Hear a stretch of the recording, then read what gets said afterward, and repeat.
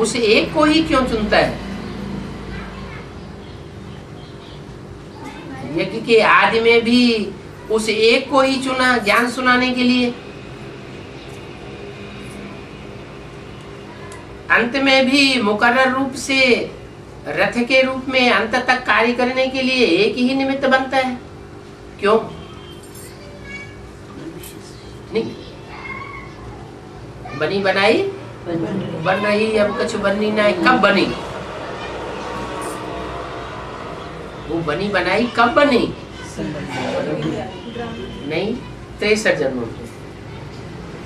63 जन्मों में जिसने जैसा जैसा पार्ट बजाया है उसको वैसा वैसा उजूरा संगम युग में मिलता ही है।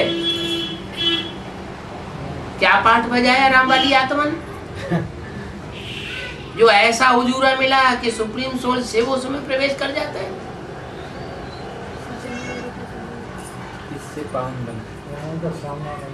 हाँ, सारी दुनिया पीछे हट जाती है,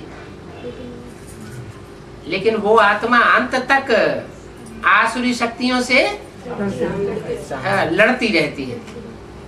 संगम युग में भी उसका पार्ट ऐसा दिखाई पड़ेगा। कैसा? आदि से लेकर अंत तक संघर्ष करती रहेगी। क्या?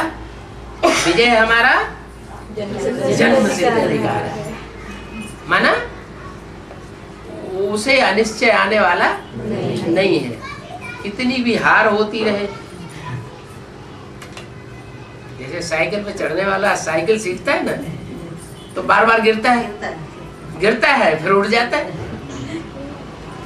तो ऐसे ही राम वाली आत्मा का भी ये पार्ट है कि 63 जन्मों में आसुरी शक्तियों से, आसुरी धर्मों से टक्कर लेते लेते अंत तक वह आत्मा हार खाती है।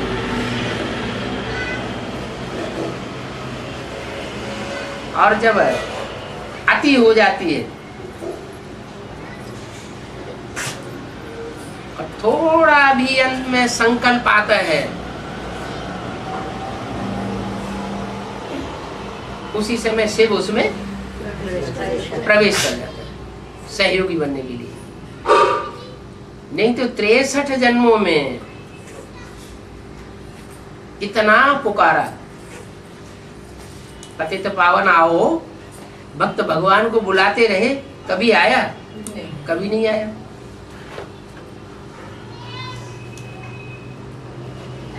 तो राम वाली आत्मा जो है वो निमित्त है इस बात के, उस सर्वशक्तिमत्ता को खींचने के लिए। दोनों ही मिलकर के एक हो जाते हैं। एक भोगी है, एक अभोक्ता है। सुप्रीम सोल शिव अभोक्ता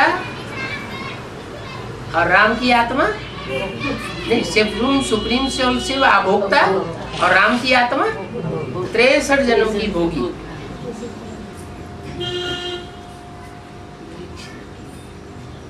दोनों का मेल एक शरीर में हो जाता है।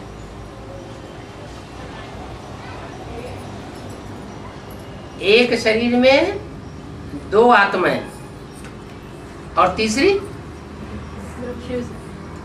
कृष्ण बच्चे की सूल। तो ये प्रवृत्ति हो गई,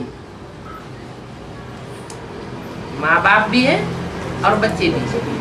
बाप सुप्रीम सोल शिव, उसने प्रकृति का आधार लिया। प्रकृति का पुतला कौन? पहला जिसका आधार लिया राम वाली आत्मा। आधार लिया तो वो हो गई माता सुप्रीम सोल शिव के लिए। और जिसे रचना की रचना हुई पहली उसको कहेंगे कृष्ण बच्चा। तो ये त्रिमूर्ति है,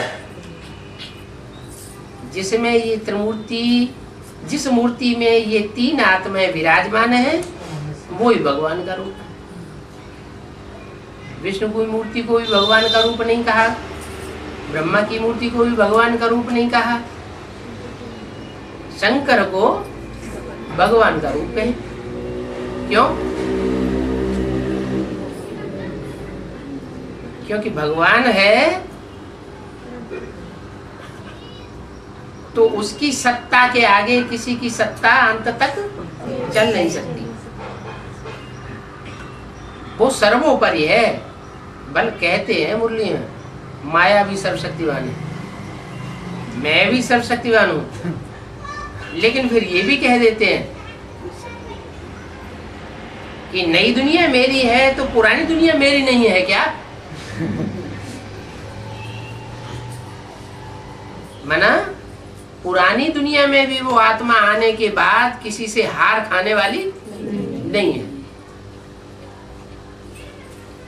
अच्छा, पृथ्वीराज चौहान है, हार खाई या नहीं खाई? क्या कहेंगे? नहीं खाई। क्यों? पृथ्वीराज चौहान हार नहीं गया? अंतमते सोगते, अंत में शरीर छोड़ते छोड़ते शत्रु को मार के गया। तो अंदर एक दृढ़ता अगर बैठी हुई है तो दृढ़ता बहुत बड़ी शक्ति है।